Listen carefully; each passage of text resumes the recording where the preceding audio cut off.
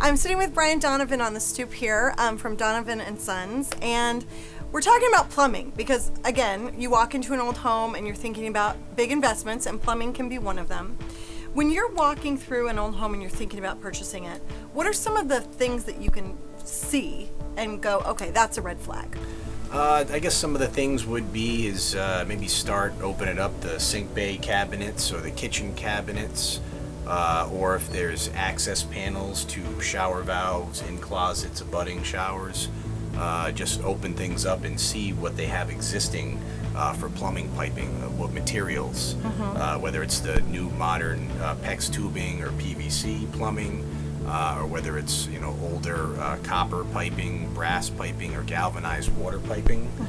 And then as far as waste pipe goes, either cast iron, galvanized, or lead, to see the age of the piping and maybe get a clue into when it was last renovated, or if it needs to be updated. So if it's the older, say it's the older version because we're renovating an old house and it's the cast iron, how do you know if you open it up and you go, oh, that's cast iron? How do you know is that something you go, wow, this is something I should walk away from? Not necessarily. There's older cast iron that's a heavy grade cast iron. It's a thicker material that some of the stuff around here is hundreds of years old, 150 years old, and still in great shape. And the older cast iron has the hubs with the poured lead joints. That's how you tell it's an older cast iron. The new modern cast iron is all pipes butted together with mechanical clamps. That's how you could tell if it's a newer cast iron piping job. But basically just look at the condition of the piping. If you see pit marks on the piping or cracks or rust spots, or if you look at the joints and you see that they are starting to come apart, that would be some signs that it's an older piping, maybe wasn't well supported or is not in good condition, and it may need to be updated. One of the other things I know that I've experienced in an older home is the sewer line.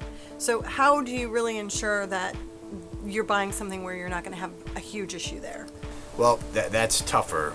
You can go to see where the sewer line leaves the basement as far as what material it is there, but generally the plumber back then or now would stub the sewer line out, and the exterior contractor would take the sewer line from there, so it could change material as soon as it gets outside.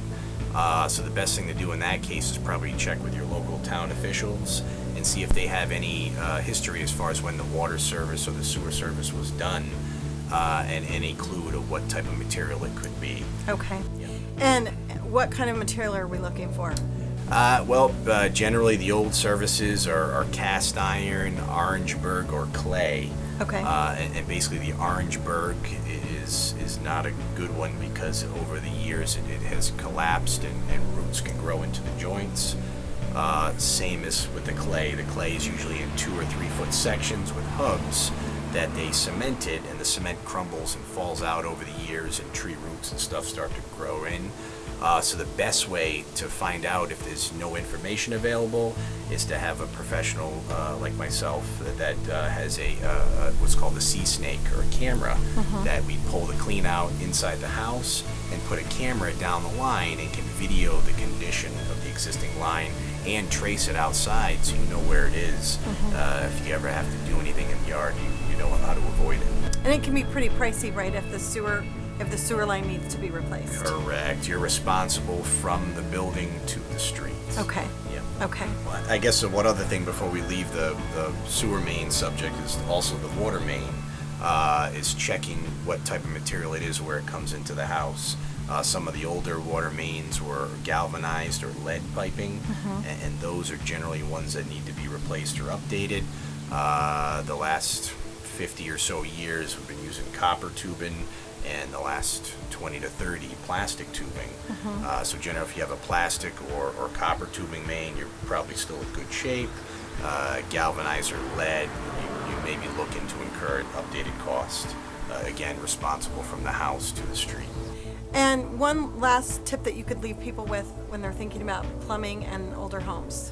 I guess another good tip would be to take a hard look at the fixtures that are in the home. The sinks, the tubs, the showers, and the faucets, to see what brand they are, if it's still a brand that's still in business and parts are off the shelf, or if it's a brand that's out of business and parts are hard to come by or premium cost. That could definitely add to a renovation expense down the road or repair work. So in regards to looking at the fixtures and you see something old, Yeah. what do you do? Well, you can, if it doesn't have any brand names or any markings on the fixtures that you can recognize and write down, take pictures up close and a little further back that you could bring to a local professional plumber or supply house that may be able to steer you in the right direction to what companies to call to verify what brand it is or what model. Okay, thanks, Bryant. My pleasure. So the next time you're walking through an old house or you're thinking about buying one, listen to those tips because it'll help you save time and money.